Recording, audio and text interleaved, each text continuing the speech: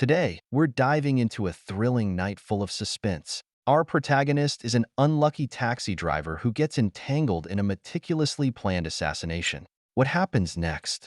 Join us as we explore the crime action film, Collateral. The story is set in Los Angeles. The main character, Max, is an experienced taxi driver with 12 years on the job. He knows every street and alley in Los Angeles like the back of his hand, earning the nickname Walking GPS. Give him a destination, and within 3 seconds, he'll map out the fastest route and accurately predict the arrival time. However, fate hasn't been kind to this hardworking driver. Despite his 12 years of diligent work, Max hasn't achieved a prosperous life. At 35, he is still single, and his dream of owning a luxury car is far out of reach. Besides his severely ill mother, he has almost nothing. Despite this, Max maintains a positive and optimistic attitude. Though he works long hours for modest pay, he treats every passenger with enthusiasm and courtesy. Whenever he feels down, he glances at the mental vacation resort on his sun visor. At dusk, Max spots a young woman standing on a street corner. With quick reflexes and a skillful drift, he stops in front of her. Once she's in the car, Max speeds towards her destination. The woman, named Annie, her elegant demeanor and charming presence lead Max to strike up a conversation. They chat pleasantly throughout the ride, with Max's humor leaving a lasting impression on Annie. Soon, they arrive at their destination. Perceptive Max notices the fatigue behind Annie's smile and thoughtfully offers her his cherished mental vacation resort photo. Touched by Max's sincerity, Annie feels a flicker of fondness for him. As he watches Annie leave, Max feels a pang of sadness. Their encounter is destined to be just a beautiful moment. Just as Max is brooding alone, Annie unexpectedly returns. She taps on his window, hands him her business card, and walks away, leaving Max elated. Meanwhile, a silver-haired man named Vincent arrives at Los Angeles Airport. Vincent is a ruthless professional killer with a flawless record over 6 years, leaving countless victims in his wake. This time, Vincent is hired by an international drug cartel to eliminate 5 key witnesses. To accomplish his mission, he has meticulously planned a collateral operation. Vincent's first step is to find a taxi. Unfortunately for our protagonist Max, he becomes Vincent's target. Once Vincent got into the car, he immediately stated his destination. Throughout the ride, the two chatted amicably, with Max unaware that he was already in grave danger. Noticing Max's financial struggles, Vincent proposed an attractive offer, hiring the taxi for a high fee. Tempted by the money, Max eventually agreed to Vincent's request. Max parked the car downstairs and took out his prepared burger and car magazine, ready to enjoy a rare moment of leisure. Meanwhile, Vincent quickly headed towards the target building. A few minutes later, a man suddenly fell from above. Max hurriedly got out to check, discovering that the man had been shot dead. Before he could recover from the shock, Vincent calmly emerged from the building, holding a gun. Vincent forced Max at gunpoint to move the body into the trunk and then directed him to the next address. Terrified, Max had no choice but to comply. Just as they drove away, a narcotics detective named Ray arrived at the crime scene. The deceased man was actually a police informant. Ray noticed the informant's front door was open, the windows shattered, and there was blood and broken glass on the ground. Realizing the informant had likely been murdered, he called for backup. When the police arrived, they questioned the neighbors, gathering a crucial clue.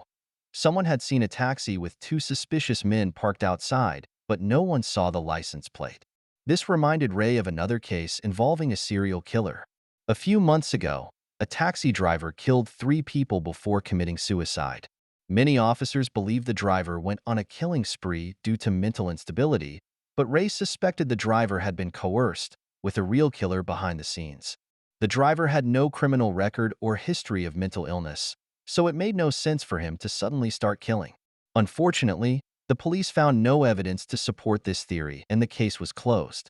Ray now believed the informant's murder might be another case of collateral killing. Meanwhile, Max was still clueless about the danger he was in. Halfway to their destination, he couldn't help but ask Vincent why he killed, and if he had any vendetta against the victim. Vincent calmly replied that he had never met the victim before and they had no personal grudges. Shocked, Max questioned why Vincent would kill a stranger. Vincent countered, "Do I need to know the people I kill?" Max, bewildered by this twisted logic, felt like he was talking to a madman. Vincent then nonchalantly explained that killing was just his job. Max finally realized Vincent was a professional hitman. Seeing Max's shock, Vincent continued, "In 1945, two atomic bombs dropped on Japan killed 200,000 people. The 1994 Rwandan genocide claimed 1 million lives. People die every day. I only killed one person. It's not like I'm committing genocide. So why the fuss?" Max's shock turned into anger, but Vincent ignored his emotions and went on, "Did you care about those innocent people in the Rwandan genocide?" "No, because you didn't know them. You don't know the person I killed today. So why are you so upset? Besides, I didn't kill a good person, just a small-time drug dealer. In a way, I did a public service." Max found Vincent's speech full of twisted reasoning but couldn't come up with a rebuttal. Soon, they arrived at the next location. Vincent forced Max to park in a deserted alley and tied his hands to the steering wheel before heading upstairs to commit another murder. After Vincent left, Max saw people walking on the street not far away and started honking the horn frantically, hoping to attract attention. However, the passers-by only glanced over and didn't intervene. Undeterred, Max kept honking until two young men finally approached. To his dismay, these two were petty thugs. Instead of helping, they took advantage of the situation, stealing Max's wallet and Vincent's briefcase from the backseat. However, the briefcase contained nothing valuable, only documents about Vincent's targets for the night. The two thugs hadn't gotten far when Vincent returned and confronted them. He simply asked for his briefcase back, but the thugs, emboldened by their guns, tried to intimidate him. Naturally, they were no match for Vincent, who swiftly eliminated them and retrieved his briefcase. He then warned Max not to attempt any more rescues, as it would only lead to more deaths. Feeling both unlucky and desperate, Max had no choice but to continue driving Vincent to his next target. Their next stop was a jazz bar, where Vincent's target was the bar owner, a jazz enthusiast. This time, to prevent Max from pulling any stunts, Vincent brought him inside. As the bar closed, Vincent, posing as a jazz lover, invited the owner for a drink. They chatted amiably, creating such a relaxed atmosphere that Max almost believed it was a friendly gathering.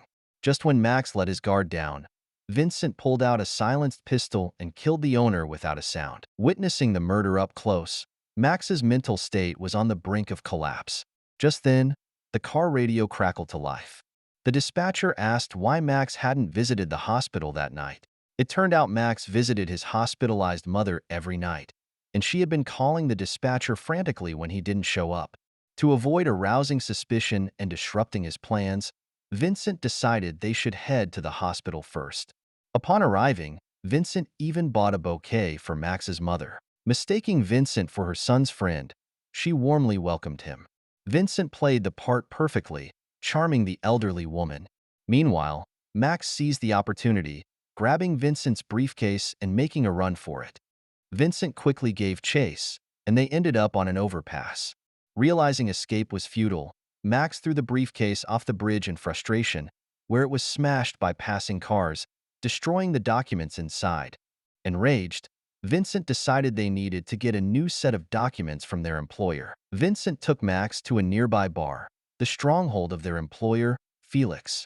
He instructed Max to pose as him and retrieve another copy of the target list. Since Vincent never met his employers in person, Felix wouldn't recognize the deception. If Max refused or failed, Vincent threatened to kill his mother. Max, under pressure, impersonated Vincent to meet Felix. Furious that his top hitman had lost the documents, Felix considered killing Max. However, Max, channeling his inner actor, adopted Vincent's menacing demeanor and blamed Felix for the mishap, claiming poor planning led to police surveillance and the loss of the documents. Intimidated by Max's performance, Felix abandoned the idea of killing him and provided a new target list. Max returned to the car with the list, and he and Vincent proceeded to a nightclub where the fourth target was located. Inside the bustling club, Vincent and Max blended into the crowd and quickly identified the target. Just as Vincent was about to strike, he noticed an undercover cop had arrived. The police had connected the dots between the victims, realizing that besides the two thugs killed earlier, the other victims were all witnesses set to testify against Felix. To protect the fourth witness, the police had set up an ambush at the club and planned to transfer the witness to safety. However, the witness's bodyguard saw the undercover cop with a gun and, thinking he was an assassin sent by Felix, immediately reacted like a professional, attempting to disarm the cop. This struggle caused the gun to go off, creating panic and chaos as patrons fled in all directions. Vincent took advantage of the chaos to eliminate his target. During the commotion, Detective Ray rescued Max. The police had tracked Max's license plate through surveillance, leading Ray to recognize Max in the crowd. Just as Ray and Max escaped the nightclub, Vincent pursued and shot Ray, killing him. Vincent forced Max back into the car, heading to the next destination. Max, now utterly frustrated, questioned Vincent about killing a cop who wasn't a bad person and wasn't on his list. Vincent repeated his mantra, it was just his job. In his view, the death of any individual was insignificant in the grand scheme of things. Max couldn't comprehend Vincent's logic and accused him of being inhuman. Vincent, unfazed, began mocking Max. To Vincent, Max was no better. Max appeared optimistic and kind-hearted, full of dreams. Yet he lived a numb and aimless life, never daring to pursue his dreams. How hard could it be to save up for a luxury car or to call a beautiful prosecutor? But Max had been stuck in the same place for 12 years, leading a pointless life. What was the point of living like that? Vincent's harsh words struck a chord with Max, awakening him. After 12 years of cowardice, Max finally decided to fight back. He stomped on the gas pedal, crashing the car into a roadside barrier. The crash attracted the attention of nearby police officers. Before they arrived, Vincent managed to escape the scene. Unexpectedly, the arriving officers found the body in the trunk, mistaking Max for the killer. Max remained calm, ready to cooperate with the investigation. Just then, he noticed on Vincent's PDA that the final target was the woman who had recently ridden in his taxi and left her contact information, Annie, the prosecutor preparing to indict Felix. Realizing that the woman he was infatuated with was in imminent danger, Max acted quickly. He attacked the police officers, stole a gun, and fled. He then grabbed a phone from a passerby and called Annie's number. Annie was working late alone in her office, located in a nearby building. Max briefly explained the situation and warned her to hide, then rushed to her office. Meanwhile, Vincent had already arrived at the building, killing the security guard and cutting the power. Just as Vincent was about to find Annie, Max arrived in the nick of time. Vincent was puzzled by Max's sudden appearance, not considering a taxi driver a threat. To his surprise, Max acted decisively, firing a shot that hit Vincent, though only grazing his ear. Max and Annie fled to the elevator and escaped into the subway.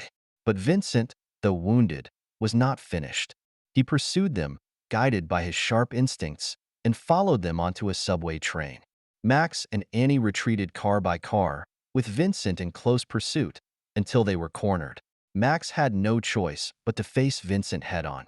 In the ensuing shootout, Max managed to fatally wound Vincent. Vincent staggered and, with his last bit of strength, sat down on a subway seat, finally succumbing to his wounds. And that's where the story ends. But did Vincent really die? Did this top assassin truly meet his end? The director leaves us pondering with a minute-long pause at the end of the film. That's all for today's story. Don't forget to like, share, and subscribe. See you in the next video. Goodbye.